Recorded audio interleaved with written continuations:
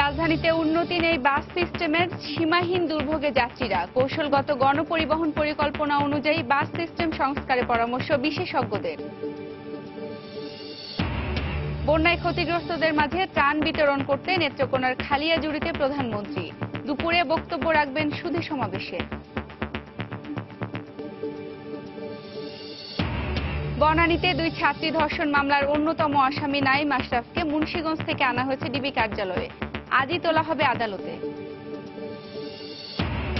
সারা দেশে মাধ্যমিক ও উচ্চ মাধ্যমিক পর্যায়ে জাল সনদে শিক্ষকতা করছেন 5 শতাধিক শিক্ষক। শিক্ষা মন্ত্রণালয়ের তদন্ত প্রতিবেদন, ফিরিয়ে দিতে হবে বেতন ভাতা। এবং পরিবেশ ছাড়পত্র ছাড়াই কক্সবাজারে গড়ে উঠেছে 4.5 শতাধিক হোটেল, মোটেল ও রিসোর্ট।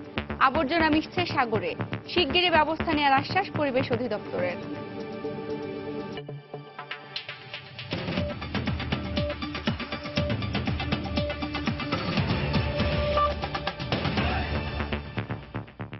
সময় সংবাদের সঙ্গে আছে আমি বিথি হক।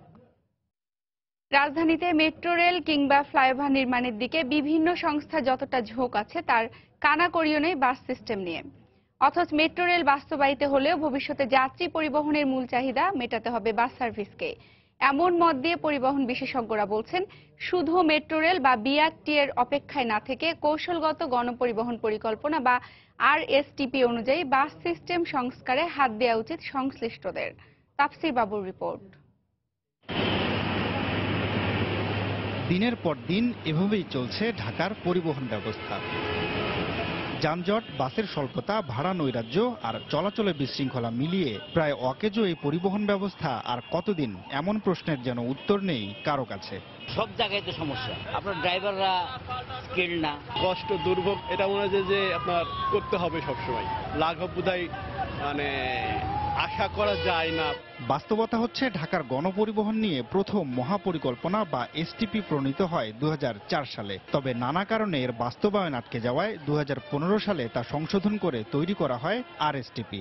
ঢাকার ভবিষ্যৎ বিবেচনায় নিয়ে আরএসটিপিতে মেট্রো রেল 3টি থেকে বাড়িয়ে করা হয় 5টি আর বিআরটি রাখা হয় 2টি। এর মধ্যেই মেট্রো রেল 6 এর কাজ শুরু হলেও বাকি পরিকল্পনা বাস্তবায়িত হবে 2035 সাল নাগাদ। কিন্তু ততদিনে কি অবস্থা দাঁড়াবে নগরবাসীর? এগুলার তারিখ হইল আপনার 2035 সাল নাগাদ শেষ হবে। তো এই 2035 পর্যন্ত আমরা কি করব? সুতরাং বাস সিস্টেমকে রেখে আগিয়ে যেতে হবে কাজ। ঢাকা শহরের টোটাল যেই পরিবহন চাহিদাটা থাকবে তার মাত্র 17% এই বিআরটি এবং এমআরটি দিবে। বাস কিন্তু তখনও 40% এই পরিবহন চাহিদাটার সেবাটা দিবে। তারা বলছেন, বাস সার্ভিস নিয়ে নতুন কোনো পরিকল্পনার দরকার নেই, বরং আরএসটিপিতে বাসের জন্য যে পরামর্শ দেয়া আছে তা বাস্তবায়ন করলেই চেহারা পাল্টে যাবে গণপরিবহনের। বাস রুট ফ্র্যাঞ্চাইজ করে সীমিত সংখ্যক কোম্পানি দিয়ে তার গতি বাড়ানোর জন্য তাকে একটু গুরুত্ব দিতে হবে রাস্তার মধ্যে, এবং গুরুত্ব হিসাবে বলা ছিল এখানে একটা ডেডিকেটেড লেন করে দেওয়া। রাজধানীর উত্তরা থেকে মহাখালী হয়ে এই লম্বা রুট ধরেই বাস্তবায়ন হওয়ার কথা ছিল অল্প সময়ে অধিক যাত্রী পরিবহনে সক্ষম বাস র্যাপিড ট্রানজিট বা বিআরটি। কিন্তু এই রুটের মাঝখানেই এই মগবাজার মৌচাক ফ্লাইওভার গড়ে ওঠায় এখন সেই প্রকল্প একরকম বাতিলের খাতায়। বিশেষজ্ঞরা বলছেন, এমনিতেই অনেক দেরি হয়ে গেছে, এখন নগর জুড়ে এরকম নতুন নতুন প্রকল্প গড়ে ওঠার আগেই যদি বিআরটি আর বাস সিস্টেমকে সংস্কার করা না যায়, তাহলে ভবিষ্যতে আর তা কখনোই সম্ভব হবে না। তাফসির বাবু, সময় সংবাদ, ঢাকা। নেত্রকোনার খালিয়াজুড়িতে পৌঁছেছেন প্রধানমন্ত্রী শেখ হাসিনা। সেখানে বন্যায় ক্ষতিগ্রস্তদের মাঝে ত্রাণ বিতরণ করবেন তিনি। পরে খালিয়াজুড়ি ডিগ্রি কলেজ মাঠে সুধী সমাবেশে বক্তব্য রাখার কথা রয়েছে তার। এদিকে প্রধানমন্ত্রীর আগমন উপলক্ষে পুরো জেলায় উৎসব মুখর পরিবেশের সৃষ্টি হয়েছে। প্রাণ চাঞ্চল্য ফিরে এসেছে আওয়ামী লীগের নেতা কর্মী সহ হাওর এলাকায় ক্ষতিগ্রস্ত অসহায় মানুষের মাঝেও। তাদের আশা, জনপদে নতুন ফসল ওঠা পর্যন্ত ত্রাণ সহায়তা, ঋণ মওকুফ এবং স্থায়ী বাঁধ নির্মাণের আশ্বাস দেবেন প্রধানমন্ত্রী। ত্রাণ বিতরণ কার্যক্রম ও সাভার সকল প্রস্তুতি আগেই নিয়ে রাখে স্থানীয় প্রশাসন। নেওয়া হয়েছে 3 স্তরের নিরাপত্তা ব্যবস্থা। এছাড়াও সভাস্থল ও জেলার বিভিন্ন স্থানে মোতায়েন করা হয়েছে অতিরিক্ত পুলিশ। গত 1 এপ্রিল বাঁধ ভেঙে নেত্রকোনার হাওর অঞ্চল মদনমোহনগঞ্জ খালিয়াজুড়ির 70,000 হেক্টর জমির কাঁচা পাকা ধান পানিতে তলিয়ে নষ্ট হয়ে যায়।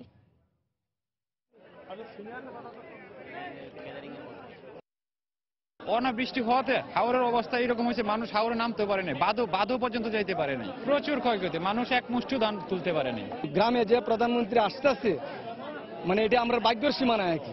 এখন মনে করেন যাই দে যতটুকু প্রধানমন্ত্রী দেয় এটি আমরা গ্রহণ করে নিব আর কি। আমরা পাবলিকরা তো জনগণরা তো কিছু একটা সান্ত্বনা দেব। সময় সংবাদে আরো থাকছে, সব শর্ত পূরণ করে আবারও ইউরোপে আম রপ্তানি করছে বাংলাদেশ।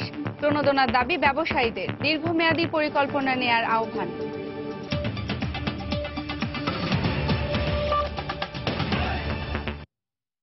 বনানীতে 2 শিক্ষার্থী ধর্ষণ ঘটনার অন্যতম আসামি নাঈম আশরাফ ওরফে হালিমকে মুন্সিগঞ্জ থেকে রাজধানীর ডিবি কার্যালয়ে আনা হয়েছে।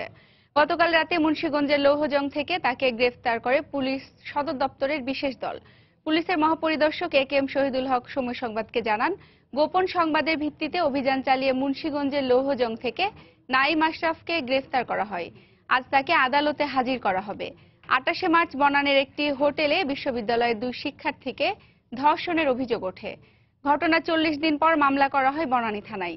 মামলার পর থেকে পলাতক ছিল নাঈম আশরাফ। এই ঘটনায় ইতোমধ্যেই গ্রেফতার করা হয়েছে নাঈমের বন্ধু শাফাত আহমেদ এবং সাদমান সাকিফকে।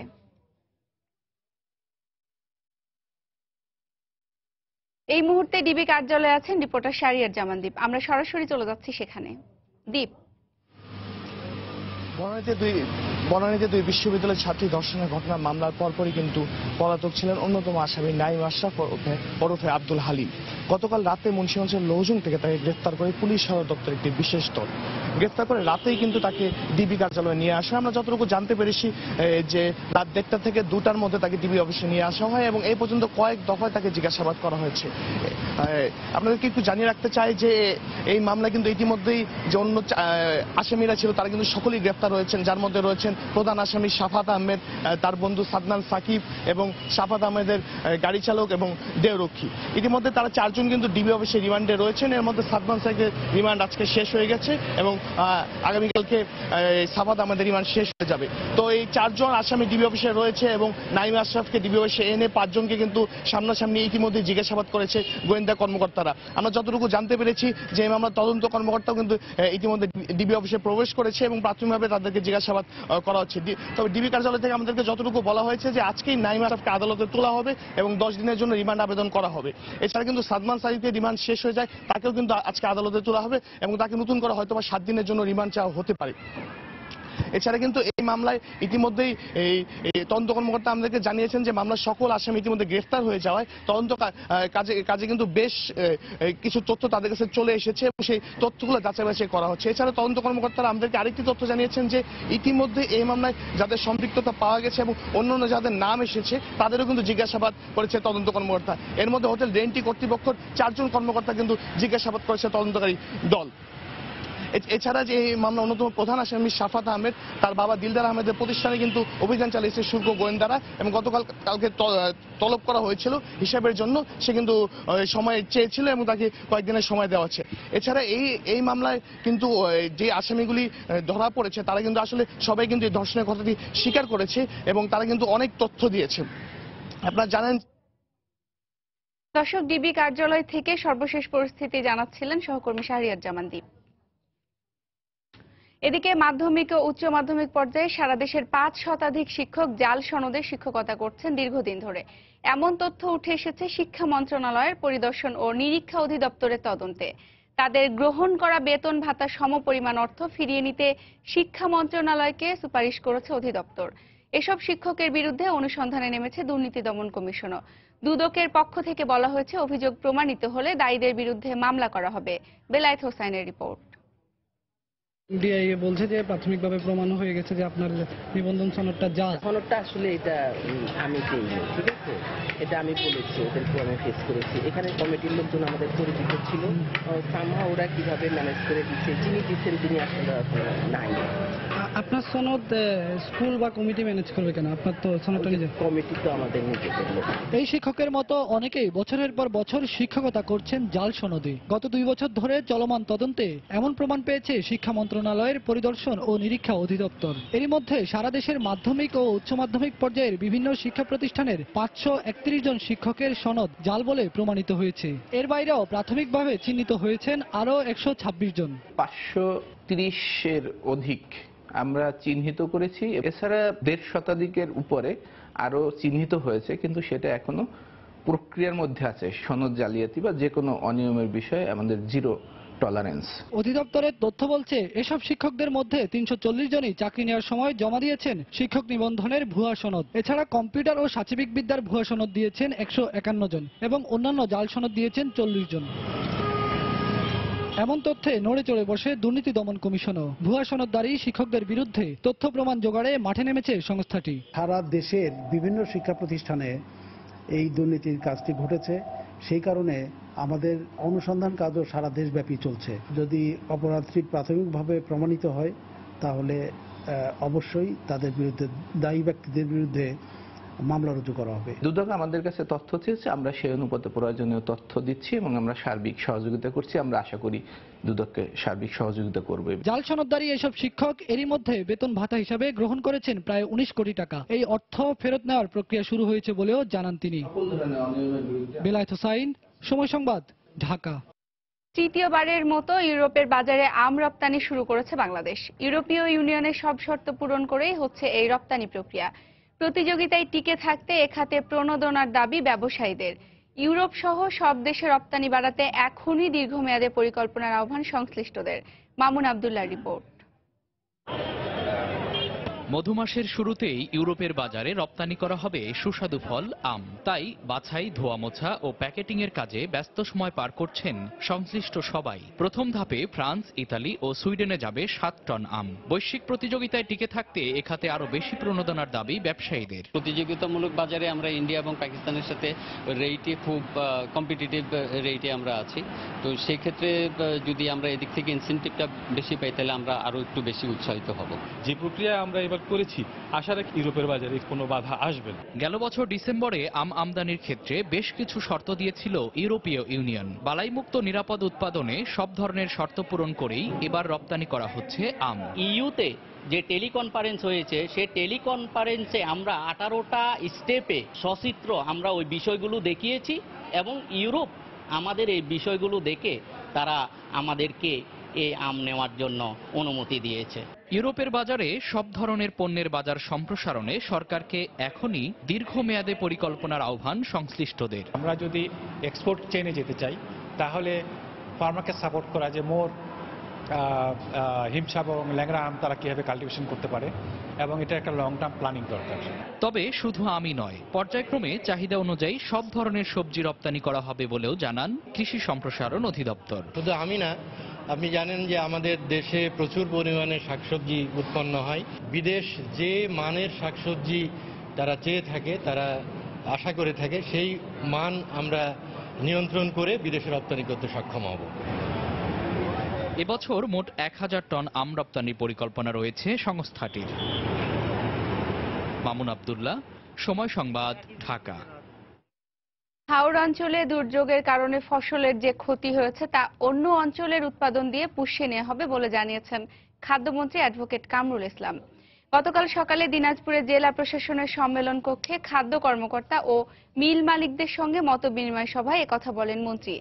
এছাড়া বিকেলে নীলফামারীতে মতবিনিময় সভায় মন্ত্রী বলেন, দেশে কোনো খাদ্য সংকট নেই। জেলা প্রতিনিধিদের পাঠানো তথ্য ছবিতে ডেস্ক রিপোর্ট। সরাসরি কৃষকদের কাছ থেকে সরকারের ধান, চাল ও গম সংগ্রহের কার্যক্রমের অংশ হিসেবে দিনাজপুর জেলা প্রশাসনের সম্মেলন কক্ষে খাদ্য কর্মকর্তা ও মিল মালিকদের সঙ্গে মতবিনিময় সভা করেছেন খাদ্যমন্ত্রী অ্যাডভোকেট কামরুল ইসলাম। এ সময় খাদ্য বিভাগের পক্ষ থেকে জেলার 61 জন মিল মালিকের সঙ্গে 10,000 টন চাল সংগ্রহের চুক্তি স্বাক্ষর করা হয়। এ সময় খাদ্যমন্ত্রী বলেন, হাওড়া অঞ্চলে দুর্যোগের কারণে ফসলের যে ক্ষতি হয়েছে, দেশের অন্য অঞ্চলের উৎপাদন দিয়ে তা পুষিয়ে নেওয়া হবে। আমাদের হাওড় অঞ্চলে ফসল নষ্ট হয়েছে 6 লক্ষ মেট্রিক টন। এইবার এই ফসলটা নষ্ট হয়ে যাচ্ছে বাজারে না আসাতে ঋণ পিরিয়ডে যে দামটা নিম্নমুখী হওয়ার কথা এই ফসলটা আসার পরে সেটা হয় নাই, এবং এটা ঊর্ধ্বমুখী করেছে এক শ্রেণীর অসাধু ব্যবসায়ীরা। 14-15 লাখ টন টোটাল বাংলাদেশে যদি হাওড় অঞ্চল সহ যদি নষ্ট হয়ে থাকে, তাহলে কিন্তু আমাদের এরকম বিপর্যয় এমন কোনো সংকট সৃষ্টি হওয়ার কোনো কারণ নাই। আর এই মুহূর্তে তো সংকট সৃষ্টি হওয়ার কোনো প্রশ্নই ওঠে না। আজকে বাজার একটু ঊর্ধ্বমুখী ছিল, আমরা আন্তর্জাতিক দরপত্রের মাধ্যমে টেন্ডার আহ্বান করাতে বাজারটি একটু নিম্নমুখী হয়েছে। এরপর উত্তরের আরেক জেলা নীলফামারীতে খাদ্য কর্মকর্তা ও মিল মালিকদের সাথে মতবিনিময় করেন খাদ্যমন্ত্রী। এ সময় নীলফামারী জেলার 25 জন মিল মালিকদের সাথে 3200 মেট্রিক টন চাল সংগ্রহের চুক্তি করে খাদ্য বিভাগ। ভুয়া প্রচারণা, জনগণকে বিভ্রান্ত করার জন্য, জনগণের ত্রাস সৃষ্টি করার জন্য একটা প্রচারণা হচ্ছে। কোনো সংকট নাই, আমাদের কোনো খাদ্য শস্যের সরকারের মজুদ ও কোনো রকম খারাপ কিছু না। আমাদের মজুদ যদি খারাপ হতো তাহলে আমরা কি এই যে সমস্ত ডিজাস্টার হয়েছে, যে সমস্ত জায়গায় হাওড় অঞ্চলে যে সেই সমস্ত জায়গায় আমরা সাহায্য করছি কিভাবে? ট্যারিফ আমরা উঠাবো না, মাননীয় প্রধানমন্ত্রী বলেছেন এবং এটা আমাদের সিদ্ধান্ত। দরকার পড়লে আন্তর্জাতিক বাজার থেকে চাল আমদানি করব এবং আমদানি আমরা শুরু করেছি। এদিকে শেরপুরের নালিতাবাড়িতে মুঠোফোনের মাধ্যমে বোরো চাল সংগ্রহ কার্যক্রমের উদ্বোধন করেন খাদ্যমন্ত্রী অ্যাডভোকেট কামরুল ইসলাম। ওয়াহিদা স্বপ্না, সময় সংবাদ। সময় সংবাদে আরো থাকছে, রমজানকে সামনে রেখে যশোরে এখনো শুরু হয়নি টিসিবির পণ্য বিক্রি। লোকসানের আশঙ্কায় পণ্য তুলছেন না ব্যবসায়ীরা। লাইসেন্স বাতিলের হুঁশিয়ারি জেলা প্রশাসনের।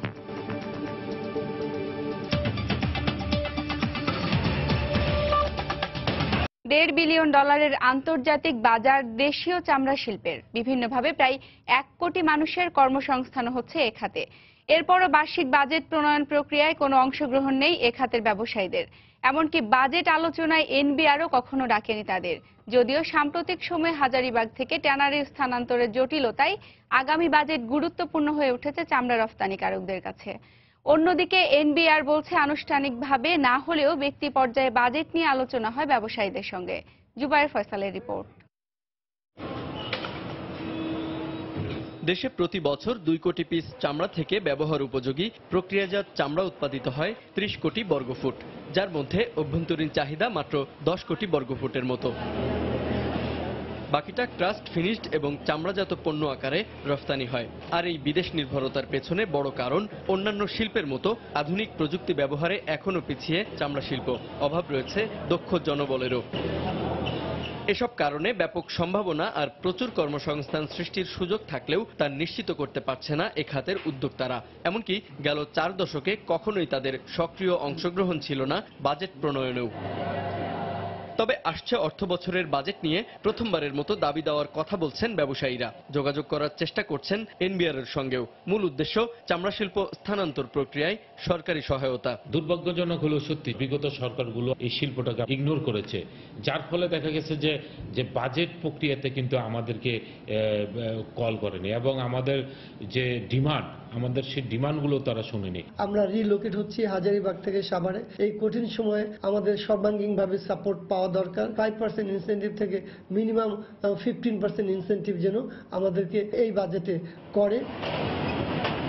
যদিও চামড়াকে অগ্রাধিকার খাত হিসেবেই বিবেচনা করছে সরকার, নজর রয়েছে এই খাতের সংকট সমাধানেও, এমন মত এনবিআর এর। এফবিসিসি এর মাধ্যমে সরাসরি ব্যক্তিগত পর্যায়ে যেভাবে কোনো প্রস্তাবনা নিয়ে আসতে চায় আমরা সকলকে আহ্বান জানাবো তাদের প্রস্তাব দেওয়ার জন্য। চামড়া শিল্প আমাদের একটি অগ্রাধিকার খাত, তাদের প্রতি আমাদের বিশেষ সুদৃষ্টি থাকবে। বছরের শুরুতে চামড়াকে প্রোডাক্ট অব দ্য ইয়ার ঘোষণা করে সরকার। অন্যদিকে বড় অর্থনীতির দেশগুলোতে উৎপাদন ব্যয় বেশি হওয়ায় ক্রেতাদের পছন্দের তালিকাতেও বাংলাদেশের অবস্থান প্রথম দিকেই। শিল্প সংশ্লিষ্টরা বলছেন সম্ভাবনা কাজে লাগানো গেলে রফতানি আয় পৌঁছাতে পারে $5 বিলিয়ন। জুবায়ের ফয়সাল, সময় সংবাদ, ঢাকা। সৈকত শহর কক্সবাজারে পরিবেশের কোনো ছাড়পত্র ছাড়াই গড়ে উঠেছে 450-র বেশি হোটেল, মোটেল ও রিসোর্ট। বাধ্যবাধকতা থাকা সত্ত্বেও সুয়ারেজ ট্রিটমেন্ট প্ল্যান্ট বাস্তবায়ন না করায় ময়লা আবর্জনা মিশছে সাগরের পানিতে। এমনকি সমুদ্র তট থেকে সৈকতের 500 মিটার পর্যন্ত ইকোলজিক্যাল ক্রিটিক্যাল এলাকা ঘোষণার পরও গড়ে তোলা হচ্ছে বিভিন্ন স্থাপনা। এ অবস্থায় কক্সবাজারের সবগুলো হোটেলের বিরুদ্ধে ব্যবস্থা নিতে যাচ্ছে পরিবেশ অধিদপ্তর। কক্সবাজার রিপোর্টার সুজাউদ্দিন রুবেলকে সঙ্গে নিয়ে বিস্তারিত জানাচ্ছেন কমল দে। হোটেল, মোটেল ও ও রিসোর্টের শহর এখন পর্যটন কেন্দ্র কক্সবাজার। কলাতলি থেকে লাবণী হয়ে সুগন্ধা পয়েন্ট, রাস্তার দুপাশে শুধু হোটেল আর হোটেল, কোথাও খালি জায়গা নেই বললে চলে। বর্তমানে 450-এর বেশি হোটেল রয়েছে। তবে পরিবেশ অধিদপ্তরের দাবি 40 থেকে 50টি হোটেল ছাড়পত্র নিয়ে স্থাপনা গড়ে তুলেছে। বাকিগুলোর পরিবেশ অধিদপ্তরের কোনো ছাড়পত্র নেই। আর এখন পর্যন্ত কোনো হোটেল সুয়েজ ট্রিটমেন্ট প্ল্যান্ট স্থাপন না করে সব ধরনের ময়লা আবর্জনা গিয়ে মিশছে সাগরের পানিতে। তাদেরকে আমরা শর্ত সাপেক্ষে পরিবেশগত ছাড়পত্র দিয়েছিলাম, যাদেরকে বলা হয়েছিল যে 6 মাসের মধ্যে তারা এসটিপি করবে, তারা করেনি। ফলে এখন আমরা সবগুলোকেই আমাদের আইনের আওতায় নিয়ে আসতেছি।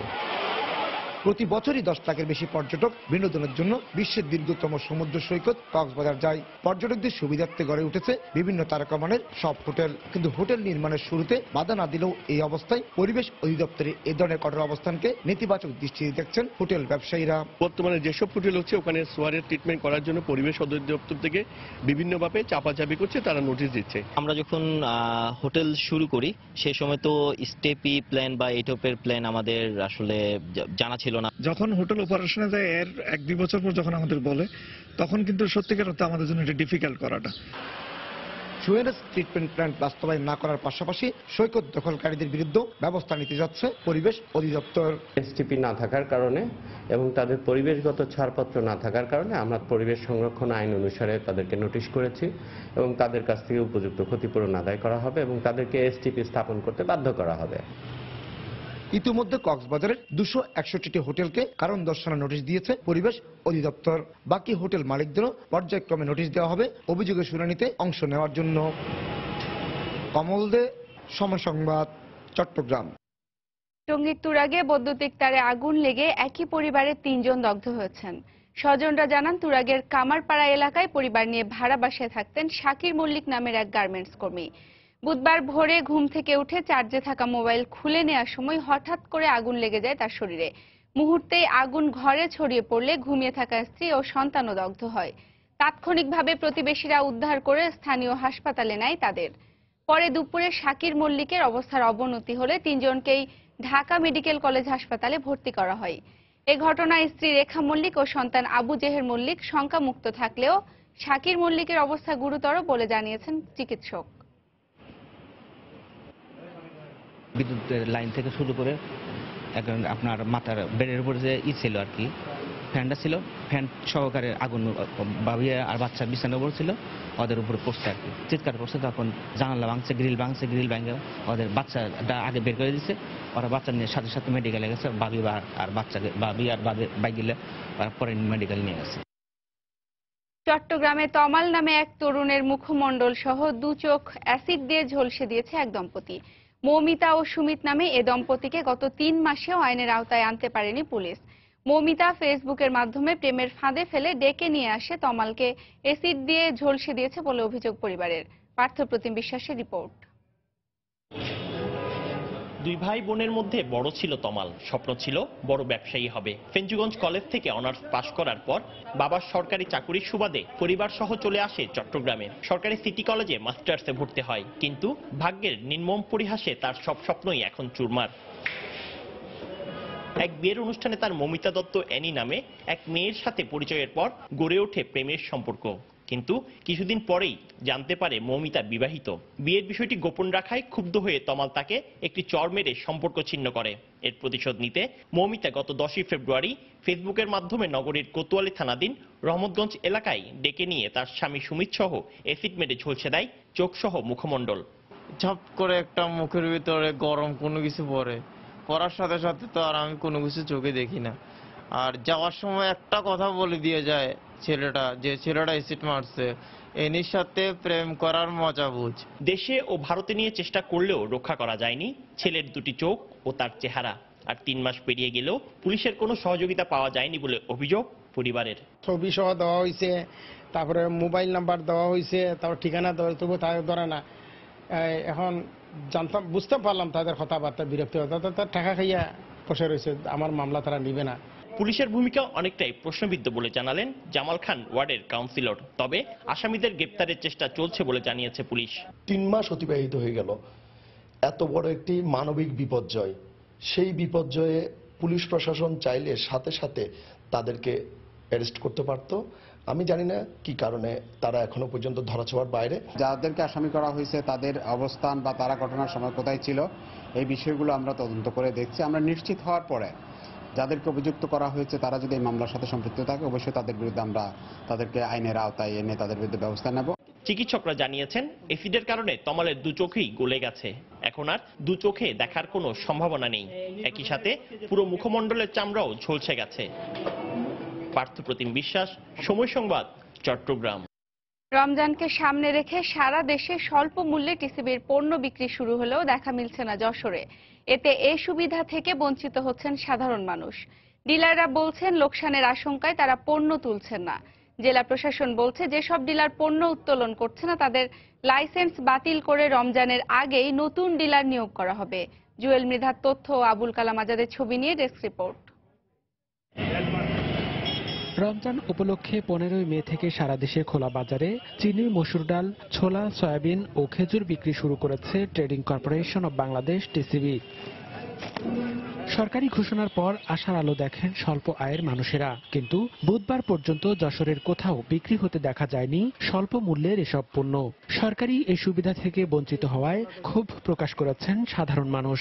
অন্যান্য জেলায় বিক্রি হচ্ছে দেখছি পত্রিকায়, কিন্তু যশোরে আজ পর্যন্ত দেখিনি বিক্রি হতে। টিসিবির মাল বিক্রি হচ্ছে, অনেক জেলায় জেলায় দিচ্ছে, কিন্তু আমাদের যশোর জেলায় হওয়ার কথা আমরা পাচ্ছি না।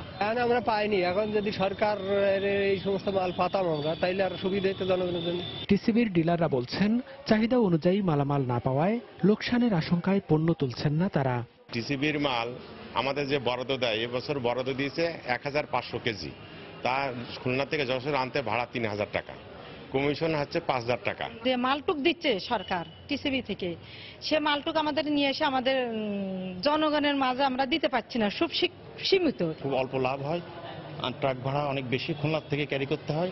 স্থানীয় পর্যায়ে কোনো গুদাম নাই, জেলা পর্যায়ে যদি গুদাম হতো তাহলে কিছু লাভ পেলে হয়তো ডিলাররা মালটা উত্তোলন করত। জেলার শীর্ষ কর্মকর্তা জানালেন যেসব ডিলার মালামাল উত্তোলন করছেন না তাদের লাইসেন্স বাতিল করা হবে। নতুন করে আগ্রহী যারা তাদেরকে নিয়ে রমজানের আগেই যাতে তারা ডিলারশিপ পেয়ে ন্যায্য মূল্যে সরকার যে এই দ্রব্যাদি বিতরণের যে সিদ্ধান্ত নিয়েছে সেটা যাতে জনগণের কাছে আমরা পৌঁছাতে পারি, আমরা নতুন ডিলার নিয়োগ করে সে পৌঁছানোর ব্যবস্থা করব। জেলা প্রশাসনের তথ্য মতে জেলায় 84 জন ডিলার রয়েছেন, যার মধ্যে 4 থেকে 5 জন মালামাল উত্তোলন করেছেন। সময় সংবাদ, যশোর। দীর্ঘদিন ধরে নাজুক অবস্থায় রয়েছে মাদারীপুরের প্রাইমারি টিচার ট্রেনিং ইনস্টিটিউটের পুরুষ হোস্টেলটি। বাধ্য হয়ে জীবনের ঝুঁকি নিয়ে এখানে থাকছেন প্রশিক্ষণার্থীরা। এলজিইডির নির্বাহী প্রকৌশলী জানান শিগগিরই সংস্কার কাজ শুরু হবে। পিটিআই কর্তৃপক্ষের দাবি বারবার সংস্কার না করে নতুন ভবন নির্মাণ করা হোক। সঞ্জয় কর্মকার অভিজিতের তথ্য ও শাহাদাত আকনের ছবি নিয়ে ডেস্ক রিপোর্ট। 1963 সালে মাদারীপুরের চর মুগুরিয়া এলাকায় 4 একর জমিতে প্রতিষ্ঠিত হয় প্রাইমারি টিচার্স ট্রেনিং ইনস্টিটিউট। একই সাথে নির্মাণ করা হয় নারী ও পুরুষের জন্য 2টি আবাসিক হোস্টেল। দীর্ঘদিন ধরে পুরুষদের 3 তলা বিশিষ্ট 100 শয্যার হাজী শরীয়তুল্লাহ হোস্টেলের অবস্থা নাজুক। ভবনটির অধিকাংশ জায়গায় দেখা দিয়েছে বড় বড় ফাটল। কয়েক দফা সংস্কার করেও এই ফাটল রোধ করা সম্ভব হচ্ছে না। মাঝে মাঝে রড, ইট বালু পড়ে আহত হচ্ছেন প্রশিক্ষণার্থীরা। এতে তাদের মাঝে বিরাজ করছে আতঙ্ক। পরিত্যক্ত ঘোষণা করা সত্ত্বেও আমরা বাধ্য হয়ে থাকতেছি, কারণ আমাদের কিছু করার নাই, আমাদের বিকল্প কোনো ব্যবস্থা নাই থাকার। আমাদের এক শিক্ষার্থী ভাই, সে এই ভবনের কিছু অংশ ধসিয়া তার মাথায় পড়ছে এবং সে তার অ্যাক্সিডেন্ট হয়েছে। সে হাসপাতালে প্রায় 1 সপ্তাহ হাসপাতালে ছিল। ভারী বর্ষণ অথবা সাধারণ ভূমিকম্প হলে যে কোনো সময় এই বিল্ডিংটি ভেঙে ধসে পড়ে যেতে পারে। বছর বছর সংস্কার নয়, স্থায়ীভাবে নতুন হোস্টেল নির্মাণের দাবি প্রাইমারি টিচার্স ট্রেনিং ইনস্টিটিউট কর্তৃপক্ষের। 106 তলা একটা হোস্টেল দিলে পরে মেয়েদের এবং ছেলেদের উভয়ের উপকৃত হতো এবং বসবাসযোগ্য হতো। কিন্তু বর্তমান যে অবস্থা যদি রিপেয়ার করা হয় খুব যে বেশি লাভবান হবে আমার বিশ্বাস কম। স্থানীয় সরকার প্রকৌশল অধিদপ্তরের এই প্রকৌশলী জানান ঝুঁকিপূর্ণ ভবনটি সহ 3টি ভবনের সংস্কার কাজ শিগগিরই শুরু হবে। যতটুকু রিপেয়ার করা সম্ভব, কিছু জায়গা আছে যেগুলি রিপেয়ারেবল না, সেগুলি আমরা রিপেয়ার ধরে নিই। তো আমরা ইতিমধ্যে একটা টেন্ডার করছি, প্রাক্কলন প্রস্তুত করে টেন্ডার করা হয়েছে, ঠিকাদার নিযুক্ত হয়েছে, রিসেন্টলি এটা কাজ শুরু হবে। প্রতি বছর মাদারীপুর পিটিআই থেকে 200 শিক্ষক জানুয়ারি থেকে ডিসেম্বর পর্যন্ত ডিপিআই প্রশিক্ষণ গ্রহণ করেন। বর্তমানে পুরুষ হোস্টেলে থেকে প্রশিক্ষণ নিচ্ছেন 35 জন শিক্ষক। সময় সংবাদ, মাদারীপুর। মার্কিন নির্বাচনে রাশিয়ার হস্তক্ষেপ তদন্তে নেতৃত্ব দেবেন সাবেক এফবিআই প্রধান রবার্ট মুইলার। বুধবার দেশটির deputy attorney general Rod Stein এক বিবৃতিতে এ তথ্য জানান। তিনি বলেন, জনস্বার্থের কথা মাথায় রেখে স্বাভাবিক নিয়মতান্ত্রিকতার বাইরে একজন ব্যক্তিকে দায়িত্ব দেওয়া হয়েছে, যেন তিনি স্বাধীনভাবে কাজ করতে পারেন। রবার্ট মুইলার 2001 সাল থেকে 2003 সাল পর্যন্ত এফবিআই এর প্রধান হিসেবে দায়িত্ব পালন করেন। গত সপ্তাহে মার্কিন প্রেসিডেন্ট ডোনাল্ড ট্রাম্প এফবিআই প্রধান জেমস কোমিকে বরখাস্তের পর রুশ সংশ্লিষ্টতা তদন্তে প্রসিকিউটর নিয়োগের দাবি উঠেছিল। এর আগে ফেব্রুয়ারিতে রুশ কূটনীতিকের সঙ্গে আলোচনার সূত্র ধরে মার্কিন জাতীয় নিরাপত্তা উপদেষ্টা মাইকেল ফ্লিনকে পদত্যাগে বাধ্য করে ট্রাম্প প্রশাসন। এ বিষয়ে তদন্ত করছিলেন কোমি। তাকে তদন্ত বন্ধ করতে বলেছিল হোয়াইট হাউস। এ সূত্র ধরে ট্রাম্প কোমিকে বরখাস্ত করেন। যদিও ট্রাম্প প্রশাসন এসব অস্বীকার করার পরই রুশ সংশ্লিষ্টতার বিষয়টি আরও জোরালো হয়ে ওঠে। মালয়েশিয়ায় অভিযান চালিয়ে প্রায় অর্ধশত বাংলাদেশি সহ 125 জন অবৈধ অভিবাসীকে আটক করেছে দেশটির ইমিগ্রেশন পুলিশ। পুলিশ জানায়, অবৈধ অভিবাসীদের বিরুদ্ধে সাঁড়াশি অভিযানের অংশ হিসেবে বুধবার দেশটির বুকিত বিনতাংয়ের প্লাজা ল ইয়েটে 4 ঘন্টা ধরে অভিযান চালানো হয়। আটককৃতদের মধ্যে Bharat, Pakistan, Myanmar, Indonesia, Nepal, Philippines এবং আফগানিস্তানের নাগরিকও রয়েছে। চলতি বছর এখন পর্যন্ত 5,908টি অভিযানে 17,971 জন অবৈধ অভিবাসীকে আটক করা হয়েছে বলে জানিয়েছেন মালয়েশিয়ার ইমিগ্রেশন পুলিশের মহাপরিচালক দাতুক সেরি মুস্তাফার আলী। কাতারে একটি ভবনের নির্মাণ কাজ চলার সময় ক্রেন দুর্ঘটনায় আহত 7 বাংলাদেশিদের মধ্যে 4 জন এখনও হাসপাতালে চিকিৎসাধীন রয়েছেন। দুর্ঘটনায় আহত অপর 3 জনকে চিকিৎসার পর ছেড়ে দেওয়া হয়েছে বলে জানিয়েছেন কাতারে নিযুক্ত বাংলাদেশ দূতাবাসের labour councillor doctor Sirajul Islam. মঙ্গলবার কাতারের রাজধানী দোহা আল খিচা সড়কে প্রতিরক্ষা বাহিনীর একটি প্রকল্পের কাজ চলার সময় ক্রেন দুর্ঘটনায় 5 জন নিহত হন। নিহতরা মিশর, নেপাল, ভারত ও নাইজেরিয়ার নাগরিক বলে জানা গেছে। দুর্ঘটনায় 7 বাংলাদেশি সহ আহত হয়েছে বেশ কয়েকজন। তবে এখন পর্যন্ত আহত বাংলাদেশিদের পরিচয় জানা যায়নি।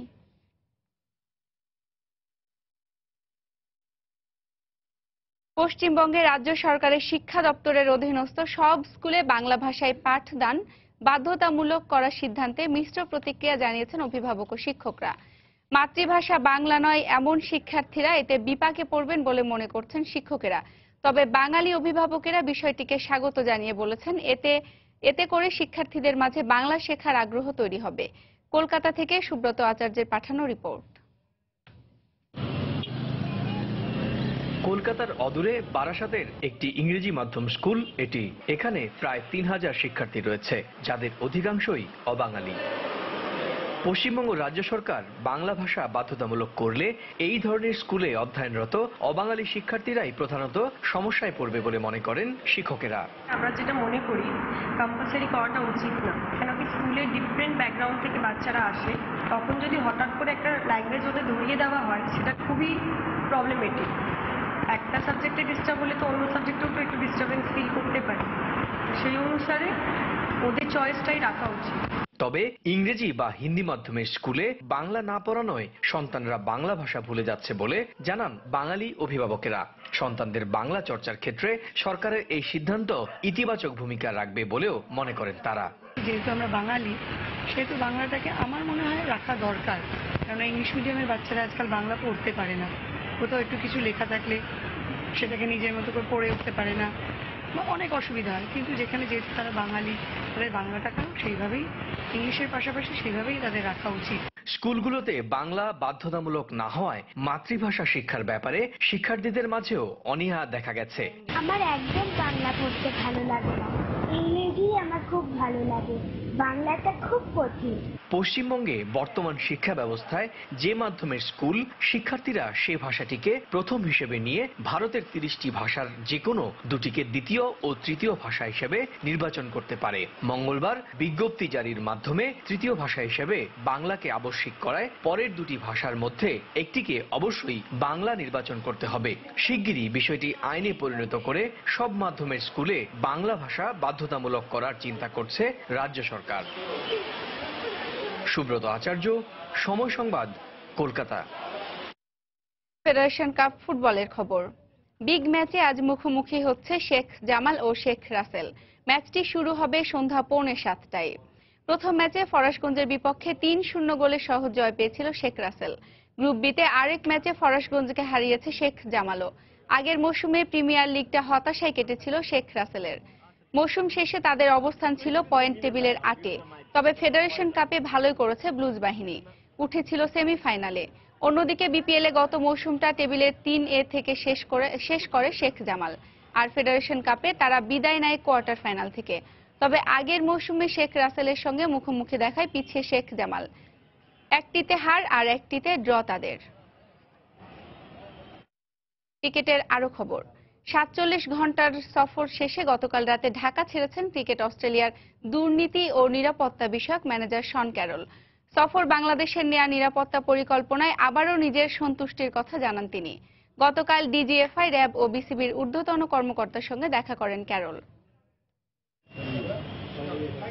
বিসিবি কর্তা ব্যক্তিদের সঙ্গে ক্রিকেট অস্ট্রেলিয়ার দুর্নীতি ও নিরাপত্তা বিষয়ক ম্যানেজার শন ক্যারলের মাত্র 30 মিনিটের সভা শেষে উভয় পক্ষের শারীরিক ভঙ্গি কিংবা হাস্যোজ্জ্বল চেহারাই বলে দেয় আলোর মুখের অপেক্ষায় বহুল প্রতীক্ষিত বাংলাদেশ অস্ট্রেলিয়া টেস্ট সিরিজ। ক্যারলের কথায়ও যেন তারই বহিঃপ্রকাশ।